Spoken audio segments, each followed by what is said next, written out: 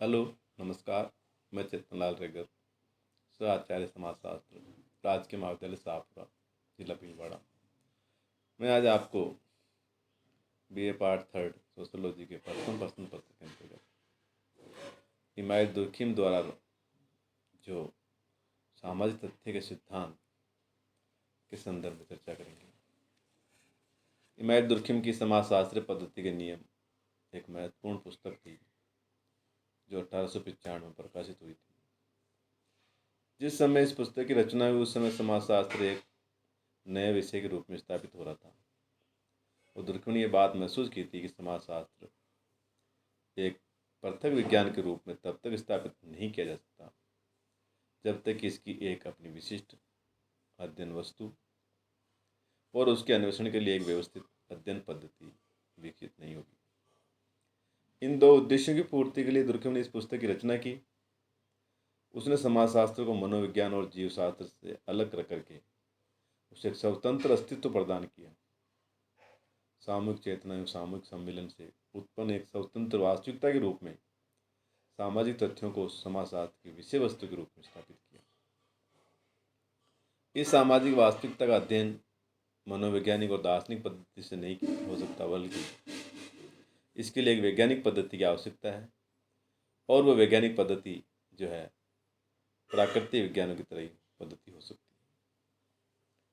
वैसे तो समाजशास्त्र पद्धति के ग्रंथ में 6 अध्याय बताए गए हैं, जिसमें समाजशास्त्र की विषय सामग्री, अनुसंधान की समस्या, लक्षणों की व्याख्या, तथ्यों के वैज्ञानिक वैश्विक अध्ययन के नियम और सामान्य और व्यापकीय तथ्य कौन से हैं उनके बारे में, वर्गीकरण के नियम की व्याख्या, तथ्यों के बारे में विस्तृत व्याख्या, निर्वचन और जनरलाइजेशन यानी सामान्यकरण की प्रक्रियाओं से जुड़े हुए सारी बातों को उसमें अध्ययन किया गया।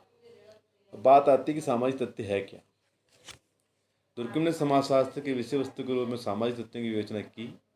और सामाजिक तथ्य वे हैं जो सामूहिक चेतना से संबंधित हों और जो व्यक्तिगत चेतना से स्वतंत्र हों। यानी कि सामाजिक तथ्यों के दबाव से ही व्यक्ति और समूह व्यवहार करते हैं। तो सामाजिक तथ्यों को परिभाषित करते हुए दुर्खिम ने लिखा कि सामाजिक तथ्य व्यवहार, विचार, अनुभव या क्रिया का वह पक्ष है जिसका निरीक्षण वैश्विक रूप से संभव है और जो एक विशेष ढंग से व्यवहार करने को बाध्य करता है। दूसरी जगह यह भी कहा कि सामाजिक तथ्य कार्य करने, सोचने एवं अनुभव करने के वे तरीके हैं जिनमें व्यक्तिगत चेतना से बाहर भी अस्तित्व को बनाए रखने की उल्लेखनीय विशेषता होती है।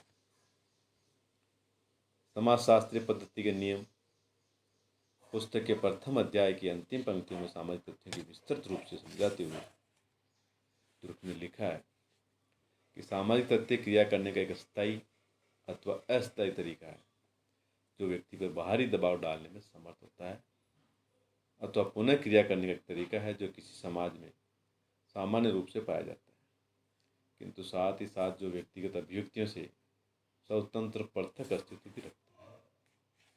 तो इन परिभाषाओं से यह स्पष्ट है कि सामाजिक तथ्य क्रिया करने, व्यवहार करने के तरीके हैं। और इन क्रिया करने के तरीकों में दुर्खिम मानव के सोचने, विचारने, अनुभव करने के तरीकों को शामिल करता है, जो स्थायी भी हो, अस्थायी हो सकते हैं। कुछ सामाजिक तथ्य स्थायी होते हैं। उदाहरण के लिए जैसे आत्महत्या, विवाह, मृत्यु की संख्या में किसी भी समाज में थोड़ा बहुत परिवर्तन होता है। इनकी वार्षिक दर लगभग स्थायी व स्थिर होती है, इसलिए इन्हें सामाजिक तथ्यों की श्रेणी में रखा जाता है। निवास करने के तरीकों को भी क्रिया करने का तरीका माना गया है। नगरों में जनत्व भर्ती, मकान बनने के तरीके, रहन सहन, खान पान, जीवन करने के तरीके को शामिल किया गया है। ये सब तथ्य हैं। इनमें परिवर्तन बहुत कम होता है। इस प्रकार स्थायी और अस्थायी तथ्य कहलाते हैं ये, जो मनुष्य के जीवन क्रियाओं को, विचारों को, जीवन पद्धति को निर्देशित करते हैं। कुछ विशेषताएं इसके संदर्भ में बताई गई है। उन विशेषताओं से भी स्पष्ट हो जाएगा कि सामाजिक तथ्य क्या है। तो पहली विशेषता है सामाजिक तथ्य जो है काम करने, सोचने एवं अनुभव करने के तरीके। सामाजिक तथ्य की दुर्खिम द्वारा दी गई परिभाषा में यह स्पष्ट है कि सामाजिक तथ्य समाज तथा समूह में काम करने, सोचने, अनुभव करने के तरीके हैं। उदाहरण के लिए, एक व्यक्ति अपने विवाह के बारे में सोचता है, तब तक वह यह भी सोचता है कि विवाह साथी का चुनाव उसके परिवार, वर्ग, जाति, व्यवसाय, आर्थिक स्थिति आदि के अनुरूप। तो इसके इस सोच पर भी सामाजिक दबाव, व्यवसाय, अतः यह सोच सामाजिक तथ्य का निर्माण। हमारे व्यवहार, सोच, विचार, ये सब समाज की देन है और इसकी उत्पत्ति का स्रोत है वो समाज द्वारा ही, क्योंकि व्यक्ति सामाजिकरण की प्रक्रिया के द्वारा व्यवहार करने को सीखता है। तो सोचने, अनुभव करने की को एक विशेषता में शामिल किया है। दूसरी सार्वभौमिकता। सामाजिक तथ्य सार्वभौमिक होते हैं, अर्थात उनका प्रचलन सारे समूह समाज में पाया जाता है। सभी उन्हें एक ही अर्थ में समझते हैं और उनका पालन भी करते हैं। सामाजिक तथ्यों में केवल उन तरीकों को शामिल किया जाता है जो संपूर्ण समाज में समान रूप से पाए जाते हैं, यूनिवर्सल। तीसरी है सोशल ओरिजिन, अर्थात सामाजिक उत्पत्ति। सामाजिक तथ्य व्यक्ति की व्यक्तिगत चेतना की उपज नहीं है, बल्कि ये सामूहिक चेतना के परिणाम है और इसकी उत्पत्ति समाज में होती है, समाज से होती है। इसका विकास भी समाज के इतिहास जुड़ा हुआ है। जैसा समाज होगा वैसा उसका मिजाज होगा, उसी के अनुरूप उनके सामाजिक तथ्य होंगे। भारत में स्त्रियाँ घूंघट निकालती है, यूरोप में समाज नहीं निकालती है। अभिवादन के लिए हम हाथ मिलाते हैं, गले लगते हैं, पाँव छूते हैं, नमस्कार करते हैं आदि शब्दों का प्रयोग करते हैं, सब सामाजिक तथ्य हैं और इनकी उत्पत्ति किसी व्यक्ति विशेष की देन नहीं, बल्कि संपूर्ण समाज की देन है। समाज में बार बार दोहराए जाने के कारण अस्थायी हो जाते हैं और अस्थायी होने के कारण इसमें जल्दी से बदलाव भी नहीं आता। नंबर 4, सामाजिक तथ्य होते हैं वो पीढ़ी दर पीढ़ी स्थानांतरित किए जाते हैं। सामाजिकरण के माध्यम सीखे जाते हैं। पुरानी पीढ़ी से नई पीढ़ी को स्थानांतरित करती है, जैसे दीपावली, होली, रक्षाबंधन आदि। त्योहारों को कैसे मनाया जाएगा, इस दिन घर में क्या बनेगा, किस प्रकार के पहनाव होगा, सब बातें व्यक्ति परिवार से ग्रहण करता है और धीरे धीरे उनके जीवन के अंग बन जाते हैं, उसकी आदतें, व्यवहार शामिल हो जाती है। वो आने वाले भी नई पीढ़ी को स्थानांतरित करता है। इस प्रकार सामाजिक तथ्य का एक पीढ़ी जो है एक पीढ़ी से दूसरी पीढ़ी को स्थानांतरित होती रहती है। नंबर 5 विशेषता है सामाजिक तथ्य सीखे जाते हैं, क्योंकि समाज की उपज है और सोशलाइजेशन के द्वारा ये सीखी जाती है। और वंशानुक्रम में जो शारीरिक लक्षण जैसे होते हैं, कालापन, गोरापन, नाक, कान आदि बनावट व्यक्ति के माता पिता से व्यक्ति वंशानुक्रम के माध्यम प्राप्त करता है। सामाजिकरण की एक सशक्त साधन है। औपचारिक अनौपचारिक शिक्षा के माध्यम से व्यक्ति सामाजिक तत्वों को सीखता है। परिवार के लोग व्यक्ति के सिखाते भी हैं कि उसे अभिवादन कैसा करना चाहिए, वस्त्र कैसे पहनना चाहिए। शिक्षण संस्थाएं हमारे सामाजिक कानून, विश्वास आदि का ज्ञान करवाती है, सीखती है। सामाजिक तथ्य सामाजिक चेतना, सामूहिक प्रतिनिधान के रूप में समाज में व्यक्ति मौजूद होता है, उसके रूप में समाज में ये देखने को मिलती है। इसी प्रकार नंबर 6 जो विशेषता वो है कि सामाजिक तथ्य अधिव्यक्तिक होती है। Social fact are the super individual, अर्थात सामाजिक तथ्यों का जो प्रदर्शन है, प्रकटीकरण है, व्यक्ति की क्रियाओं में होता है, किंतु इसका अस्तित्व व्यक्तिगत अभिव्यक्ति से भी स्वतंत्र होता है। नैतिक नियम, धार्मिक, राजनीतिक विश्वास, विभिन्न संस्थाओं में प्रचलित मान्यताएं आदि की भी व्यक्ति द्वारा प्रयोग किए जाने वाली तथ्य हैं, किंतु कोई भी व्यक्ति क्रिया उन्हें पूर्ण रूप से उत्पन्न नहीं कर सकती। सामाजिक तथ्यों की उत्पत्ति सामूहिक चेतना के द्वारा होती है और ये किसी एक व्यक्ति के नहीं बल्कि संपूर्ण समाज के होते हैं। दुर्खिम ने सामाजिक धाराएं कहते हैं। समय समय पर धाराएं व्यक्ति को विशेष प्रकार का आचरण करने की प्रेरणा भी देती है। सामाजिक तथ्य एक स्वतंत्र शक्ति है जो व्यक्ति व्यवहार में प्रकट होती है। यह शक्ति समूह की देन है। प्रथाएं, परंपराएं, रूढ़ियाँ आदि जो सामाजिक तथ्य हैं किसी व्यक्ति विशेष की देन नहीं, बल्कि संपूर्ण समाज की उपज। इसका निर्माण, विकास, परिमार्जन, संशोधन, परिवर्तन किसी व्यक्ति विशेष के द्वारा नहीं, बल्कि संपूर्ण समाज के द्वारा होता है। इसी प्रकार बाध्यता वाली विशेषता बीच में देखी जाती है। नंबर 7, ये समाज के वैज्ञानिक व्यक्तिगत विचार, व्यक्तिगत चेतना अधिकार क्षेत्र से बाहर होते हैं। इन पर व्यक्ति विशेष के विचार क्रियाओं का प्रभाव नहीं पड़ता, क्योंकि इसका अस्तित्व व्यक्ति के सबसे स्वतंत्र होता है।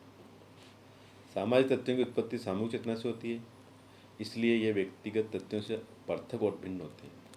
जिस पर हाइड्रोजन ऑक्सीजन से मिलकर बनता है, फिर भी पानी में तो हाइड्रोजन नहीं ऑक्सीजन।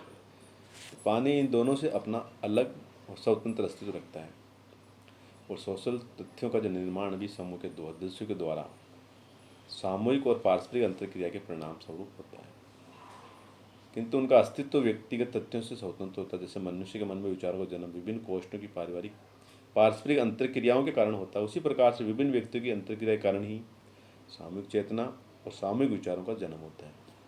फिर भी उनका अस्तित्व व्यक्ति विशेष की चेतना से बाहर होता है और पृथक होता है। तो ये किसी व्यक्ति की व्यक्तिगत प्रॉपर्टी नहीं है। सोचने, विचारने, अनुभव करने, कार्य करने के तरीके समाज में पहले से ही विद्यमान होते हैं।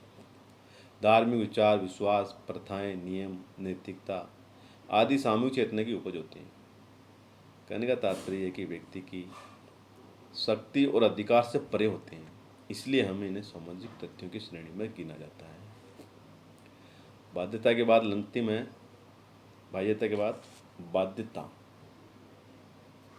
यानी सामाजिक तथ्यों की विशेषता यह भी है कि इनका जो पालन है व्यक्ति के लिए बाध्यता मूलक है, क्योंकि इसकी उत्पत्ति व्यक्तिगत चेतना से नहीं होती है बल्कि सामूहिक चेतना के परिणाम होते हैं। अतः व्यक्ति के लिए ये क्या है, दबावकारी होते हैं। व्यक्ति से बाहर की वस्तु के होने के कारण ये व्यक्ति पर एक विशिष्ट प्रकार का व्यवहार करने के लिए दबाव डालते हैं। सामाजिक तथ्यों के पीछे समाज और समूह की शक्ति होती है और इस शक्ति के प्रभाव और दबाव के कारण ही व्यक्ति उस प्रकार का आचरण करता है जैसे समाज चाहता है, निर्देश देता है। तो सामाजिक दबाव या शक्ति व्यक्ति से बाहर की वस्तु और व्यक्ति से श्रेष्ठ होती है। अतः व्यक्ति उसके सामने क्या होता है, नतमस्तक होता है, झुकता है, समाज के नियमों और आदेशों को शिरोधार्य करता है। समाज की इस शक्ति का पता सामान्य जीवन में या सामान्य स्थिति में नहीं लगता, बल्कि उस समय लगता है जब हम उसका विरोध करते हैं, उसे नकारते हैं या उसका उल्लंघन करते हैं। तभी समाज का रोष प्रकट होता है, तब वह दंड की व्यवस्था करता है और दंड सामाजिक तथ्यों का विरोध का ही परिणाम स्वरूप है।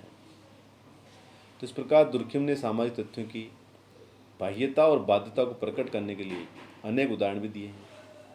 दुर्खिम ने व्यक्तिगत और सामूहिक मस्तिष्क में भेद किया है। राष्ट्रीय संकट के साथ राष्ट्रीय सुरक्षा की भावना व्यक्तिगत भावना से प्रबल होती है। व्यक्तिगत भावना के आधार पर बलिदान करने वाले व्यक्तियों की जो संख्या है वो राष्ट्रीय भावना से प्रेरित होकर बलिदान करने वालों से कम होती है। व्यक्ति के व्यक्तिगत विचारों, मनोभावों एवं क्रियाओं में शीघ्र ही परिवर्तन आ जाते हैं, किंतु सामाजिक तथ्यों में परिवर्तन बहुत कम होते हैं। यही कारण है कि किसी देश में आत्महत्या, विवाह और मृत्यु दर में वार्षिक घटत बढ़त जो है बहुत कम ही होती है। तो इस प्रकार से सामाजिक तथ्यों के बारे में इमैट दुर्खिम ने बताया है कि जो विशेषताएँ हैं ये विशेषताएँ सामाजिक तथ्यों में मौजूद हैं, जिससे हम अच्छी तरह समझ सकते हैं कि सामाजिक तथ्य क्या है। आज के लिए इतना ही। थैंक यू, धन्यवाद।